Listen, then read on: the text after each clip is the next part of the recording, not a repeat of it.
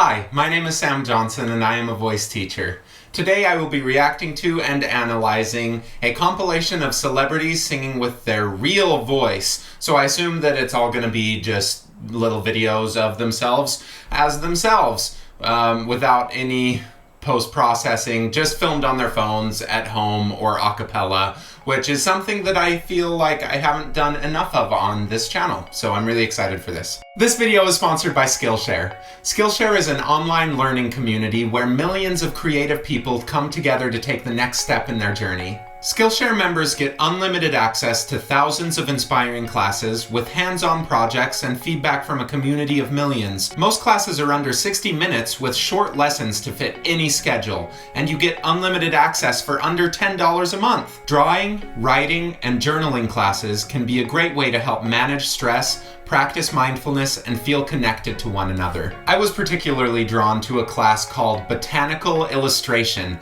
Paint a Colorful Garden with Watercolor and Gouache. And this is a class by someone with the best name ever, Sarah Boccaccini Meadows. I think it would be a wonderful outlet for myself to learn how to use watercolors. It's a very physical thing, it's stress reducing, anxiety reducing, and that is a very important part of life, is reducing your stress and your anxiety and getting it out in productive ways. So I think I'm gonna go look at how to watercolor or find another illustration class because Skillshare has all of it. The first 1,000 of my subscribers to click the link in the description will get a 2-month free trial of premium Skillshare membership. Go explore your creativity with Skillshare. Amen.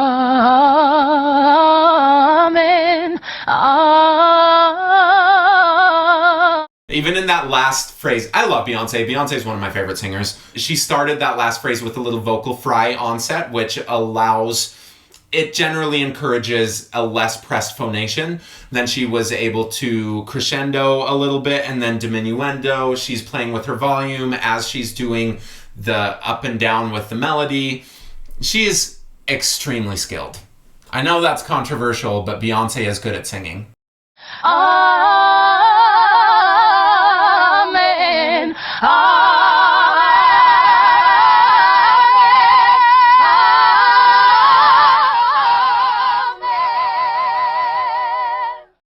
Oh, that poor little microphone having to handle all of those big voices singing at their fullness. It just, you could hear it lost so much of the quality.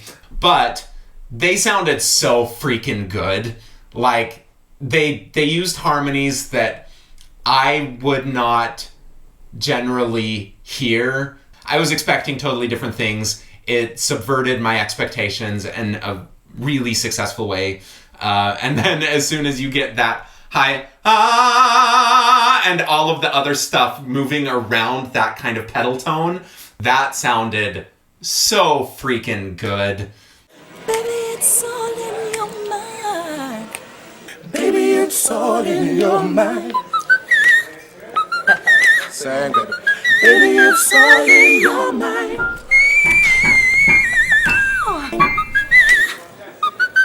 Sing. Baby, it's all in your mind. That's so cool. So when she first started, it sounded like there was a lot of extra breathiness and hoarseness in a way that makes me feel, man, she's tired. But it still sounds dope, and she doesn't look like mad about it and anything. It sounds really good. And so while that's a little piece of data for maybe we need to just make sure that everything's going on okay, let's get scoped, let's do all these things. You know how I feel about Mariah if you've seen my videos. I think Mariah is brilliant. I think she is so good. And I also think that she wore herself out in certain parts of her career, and I would love to have been in a world where that didn't happen.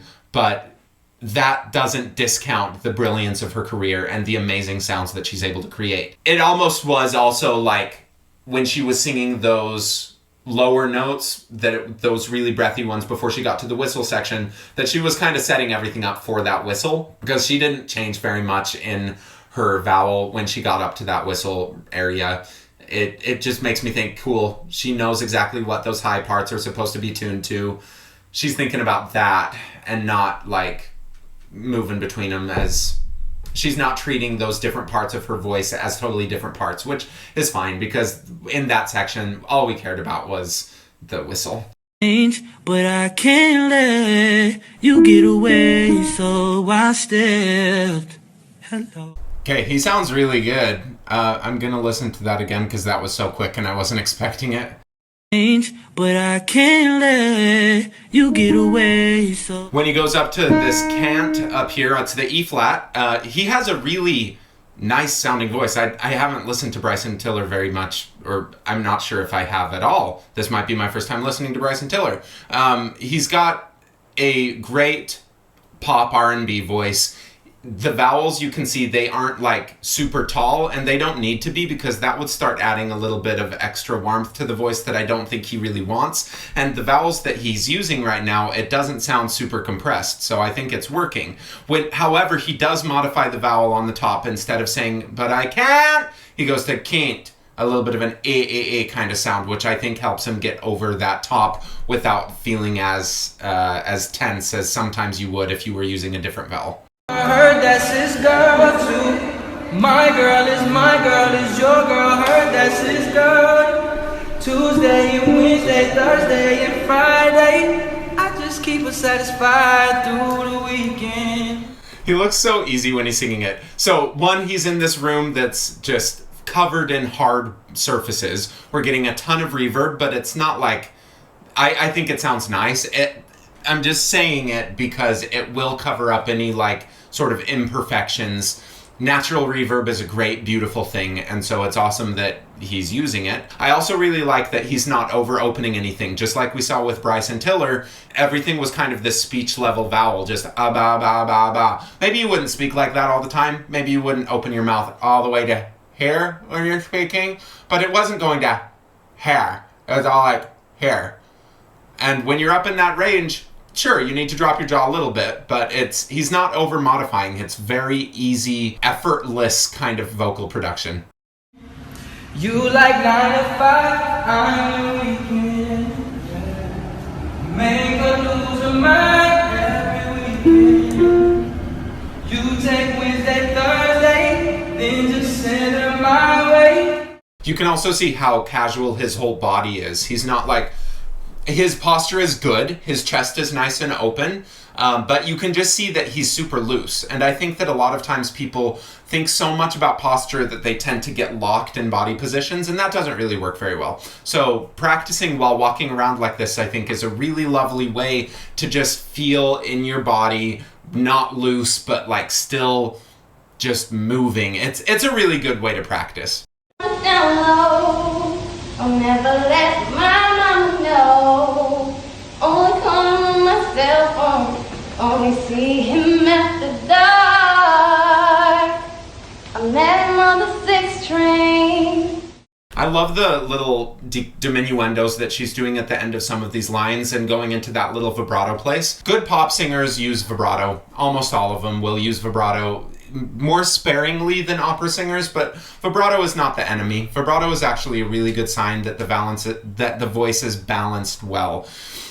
This recording's not great. You can't hear a lot of the quality of her voice, and I think it's because it's just a low enough quality recording that some of those really high frequencies are getting cut off. It kind of sounds like an old record recording where that kind of happens. The video is not great either, and it's kind of difficult to see exactly what she's doing with her voice, but I do love how she's playing with the volume so far. Just the way he said my name.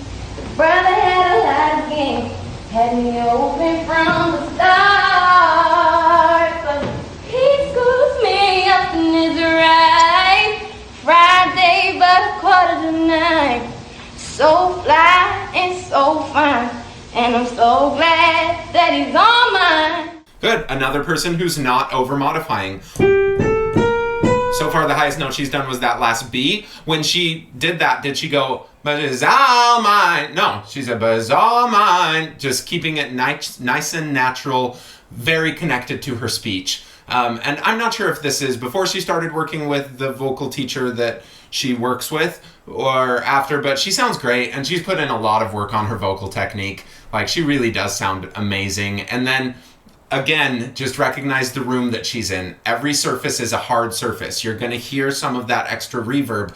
People, when recording these things, they're seeking out these locations because that natural reverb just smooths out the voice a little bit. I notice it a lot in TikTok right now. I'm not on TikTok at all, but from what I've seen, all of the singers who do super well, they're like singing in stairwells and in very reverberant rooms. It's a feature. And I can recall the last time I took love from anyone I called daddy. Was it worth it? Would you do it again? She's using the nasality to create her tone. There is a little bit of extra nasality. Is that bad? I don't think so. I think that what she's doing right now is working quite well, especially for the style of music. If we were using that same amount of nasality singing a classical piece, would it be acceptable? Probably not. That said, I do think that finding sensation using nasality, kind of like what she did, so even if you are singing classical music, if you can play around with these kinds of sounds, you can find what the most easy production is for you. And then you just kind of balance it a little bit. So instead of going, it still has a little bit of that feeling. Ba, ba, ba, ba. There's still a little bit of that feeling. So you can use it to find the sensation. Is it going to hurt her voice? No. And I think that from my experience, when you use a little bit of nasality like that, you're able to overdrive the voice a little bit more and have it be okay. So you're able to increase the pressure underneath everything. But because of that little bit of nasality, it tends to make the vocal folds continue stretching rather than like tighten up and get really thick. So I think it's a really useful tool. And then I think it's also fine for you to just admit to yourself that you like the sound of it. It's totally fine. That's one of the things about singing that is very true, is it's a subjective art at the end of the day. And it's the questions that we're asking ourselves are, is this person communicating effectively? Do I like the quality of their voice? Both of those are pretty subjective. Like, I could communicate in one way to one person and I would have it completely understood and they'd get it completely, and do the exact same thing and another person might not understand it. Like, it's very subjective. These good people are extremely good at it, and so they're able to communicate with large groups of people and make portions of the population able to empathize with them. But like, that's ultimately what it is. So anyway, it's okay to like it. Yes, it's nasal. That's okay. It's fine. Aren't you tired of always making amends? It was interesting as she was doing that too, that she was letting a little bit of extra breath come through with some of it. And it's interesting, you can have nasality and extra breathiness at the same time. They're independently controlled, even though a lot of times I will use nasality to try to get rid of a little extra breathiness. So if someone is here going, if I'm a soprano voice and on this B, I'm all the way here, then maybe I'll use this nasty NG or like an or a nasty nasal sound. You suddenly don't hear as much of the breathiness, and then you can find a less nasal but also not breathy sound. It doesn't go. Sometimes that happens though, so you have to go, and it's still kind of nasal. Once you get used to that feeling of holding on to not as much breathiness, then it's, and it can suddenly become a much more usable sound, even if you start at one of those extremes. Yes, Jesus loves me. On the loves, I like that she modified it to loves. It wasn't lives.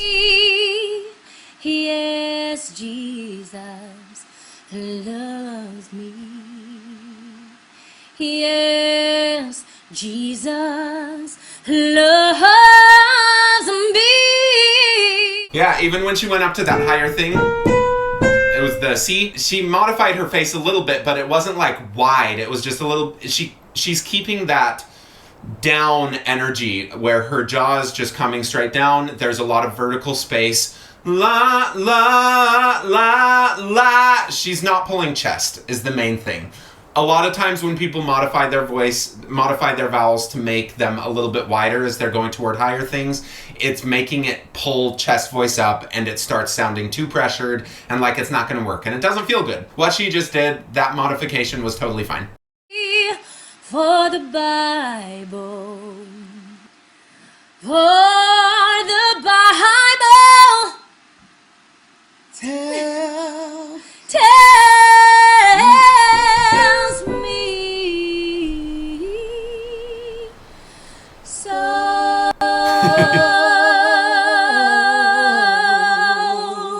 And in honor of Tia, deuces. Yes, she sounded awesome. Would those sounds work if we got a little higher? I think probably. The way that she's approaching that, I mean, it's a C. The way she's approaching it sounds like she'll be able to continue going higher and higher and higher with it because she's not over-modifying her vowels. Is she kind of exaggerating the vowels in order to make it sound exactly like she just made it sound? Yeah, but that's fine because she wasn't singing higher. It sounded like she could keep singing higher, but because she wasn't, she had the ability to kind of play around with that vowel shape to get the exact tone that she wanted, which I thought sounded lovely. Superwoman that you want me to be, I'll give my love, everlasting love, if you Like with that, so the way that she went up to that F sharp, that F sounded like, okay, the way that Tamera, it was Tamera, right? I don't think it was Tia, I think it was Tamera. The way that she was approaching the C was really good, and it made me think that when she was going higher, if she were to go higher up into this place, this is kind of the result that you'd get. You can see a very similar way of forming the vowels with how Miss Braxton is doing this versus how Miss Mowry was doing this. They work for a reason. You can tell a lot of times if something is going to work just by looking at the vowel, looking at how they're making the sound. And a lot of times in lessons, if you get someone to just feel what it's like to make that vowel shape, as soon as they go into actually singing it, they'll change the vowel shape because their muscle memory is so strong that they can't get away from that new one, the one that it kind of went away from.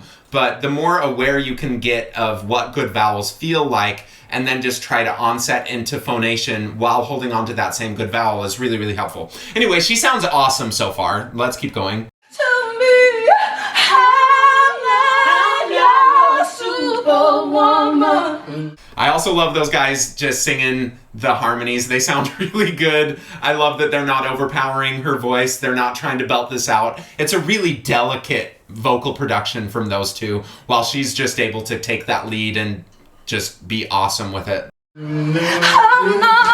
no, I'm not the kind of girl that you can let down and think that everything's okay. So tight. I am only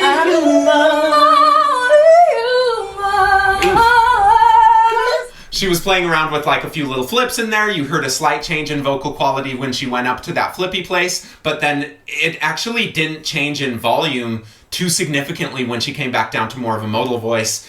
She's super skilled. Another thing to point out, look what room they're in. They are in a bathroom. Bathrooms are covered in hard surfaces. That's going to create this sound that is pleasing, that smooths everything out. It's a nice acoustic space for what they're trying to do. A lot of singers really enjoy singing in hard bathrooms. It's one of the reasons that I suggest to a lot of people practicing in the shower. You're going to be able to hear all of this feedback. It's going to get back to you really quickly. Like if you are this far away from a hard shower surface and you're singing into it, it's going to reflect against you really quickly. And you're going to have a pretty good idea of what you sound like. Another thing with it is when you hear the shower or like any other fans from the bathrooms are loud. Having that extra noise sometimes makes people sing better, at least when they're practicing. So I think that practicing in bathrooms is amazing. Obviously, she doesn't have a shower running. They don't have fans running. They're just taking advantage of that acoustic area. It's more than occasional. How's there's a token of love from you? Y'all better get your honey, if you feel it in your heart and you're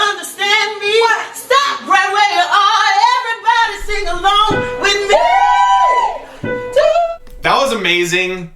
That was all up at a B, and yet it sounded like no more intense. It sounded just as casual as if they were singing down an octave and a half. You could also see with the mouth, like, it wasn't super open, which means that they are good at adjusting the amount of pressure, where a lot of times we open the mouth a little bit more because that relieves the pressure. And when we're singing really high notes in super loud volumes, there's pressure. So it shows that they're really conscious of how much that pressure is, what it feels like, and they're not overblowing anything. Sounds awesome.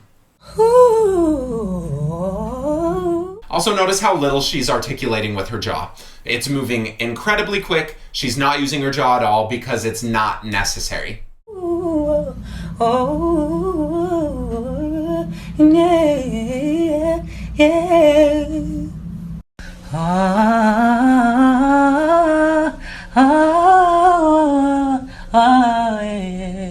She's still getting some interesting formant tuning though, even though her jaw's not moving very much, because that is one of the reasons that people do it, is because it does adjust the vowel shape, which adjusts the harmonics, their relative strength with each other, which makes us hear it as slightly different tones. And so some people do it because that's how they figured out how to make these tones pop in certain ways. That's true. What she's doing is adjusting her lips and her tongue.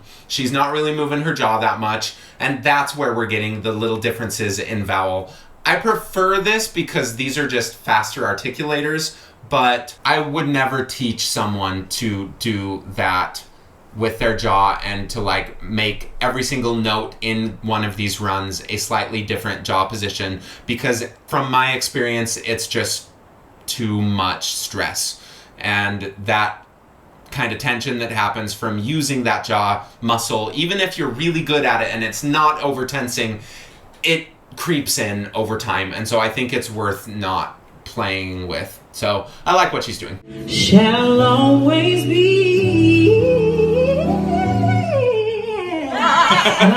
Okay, so when she went up into it, she was having the vowel position for a flipped E right before she flipped on it. So she was riding the edge of like, yep, it's a little bit of an intense sound, and then she flipped and we hear that release. The volume didn't change drastically, which shows that the volume that she was doing on the full voice right before she flipped was not super loud. So if it was getting louder in that same vowel shape, it would probably stop working. That's where we need to get more of that space between the teeth. She just didn't do that. But like, that's one of the trade-offs you have to make. You're gonna have a really hard time singing loud if you keep that kind of E shape. It'll start sounding really pressed and strained. She didn't add too much pressure underneath it, and so the vowel worked. When she went up into that headier place, that flipped place, it had so much agility. That one vowel worked. She wasn't changing her jaw position through any of it.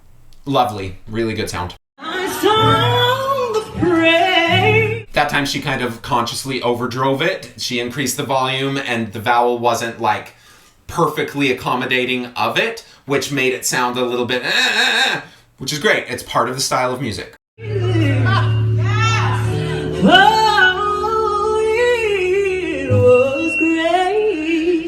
She also has her head tilted up a little bit, which seems to work well for quite a few people, especially when you get up to super, super high notes like whistle range in high sopranos. That seems to work quite well. You just gotta play it by ear, play it by your body, test it out, see if going up like this on a certain note feels a little bit better than going down. Definitely don't want to tuck this. And I find that, yes, we don't want to have your chin tracking every single pitch that you're doing. When you go to low notes, we don't want this. And when we go to high notes, we don't want this. But there are some areas where just having a little bit of this lift can be helpful. That's, again, more of an advanced thing to start playing around with, because for most people, if we can just find like a straight ahead position, that works well most of the time. And when we have enough bad things going on, as a lot of new singers do, you want to just eliminate any sort of variability. And so starting in this place is the easiest way to do it. Once you get used to this, try it out. It's fine. I do not know just why he came. Yeah, then when she goes into that really high place, it's so fast what she's doing. Like, the agility in her voice is outstanding. But she kind of goes into this, it's a small place, but she's not overloading it. She's not overdriving it. So she has proved over and over again in this even really quick clip, she's capable of adjusting the pressure level on command, so that she can go into these really small, narrow vowels as she goes higher and not overdrive the pressure. She's adjusting it, and it results in a tone that sounds even. So is she thinking about all of those pressure level things? Probably not in the moment. She's probably just thinking about the sounds that she's wanting to create, and her body is good enough at making those sounds that she just needs to think about it, and all of that stuff aligns. And then at the bottom, she kind of lowers the larynx a little bit, gets a little bit of a bigger sound. Also, it's a G. No, it's an A. That's a really freaking low note for any woman to sing. For any of these high voice people. Some of that is just kind of a show off thing. However, it's not, because that sound contrasts with that smaller little place that she used on that higher note. And it almost was like creating this high pass filter that brought out some certain things, and she's really good. These are all incredible singers. The things they're able to do with their voices, like, it's next level stuff. And so while I do get extremely picky, and I know that in this video, this quite long video, I got really picky about a few things and really lost in some of the minutia. You can't do that when you're listening to music. Like, if you're going to enjoy it, you have to think about the trees. You have to think about the larger picture. What are they trying to communicate? How do you like the sound? And it can become very objective like that. I like this sound. Or not objective, subjective. I like the sound. I feel something when I hear it. Forget about all the other stuff. This stuff is worth thinking about just to learn how the voice works a little bit better, and to maybe understand the voice a little better so that you can approach it in a slightly different way and become a better singer. But, like, it's not meant to be like, oh, this voice teacher said that Mariah did this on this note, therefore Mariah is a bad singer. Absolutely not. And anyone who says that is, like, totally missing the whole point of all of this, because most of the people who I put on this channel are amazing singers. So good. When I analyze amateur singers, they're also quite good. And they're able to get really nice sounds out and communicate quite well. Maybe they don't do it as effectively as some of the professionals, and that's where it starts becoming worth asking, what can we do a little bit different in order to be as intentional and communicative as we as individual humans, I'm not talking to you, as we individual humans are. It's like everyone is unique. We need to find out how to get that uniqueness displayed with fidelity. These guys are amazing. Thank you for watching. Please like, subscribe, leave a comment below, something that you learned from this here video, and go check out my links below. I've got so many links. Go check out Skillshare. Thank you again, Skillshare, and have a great day.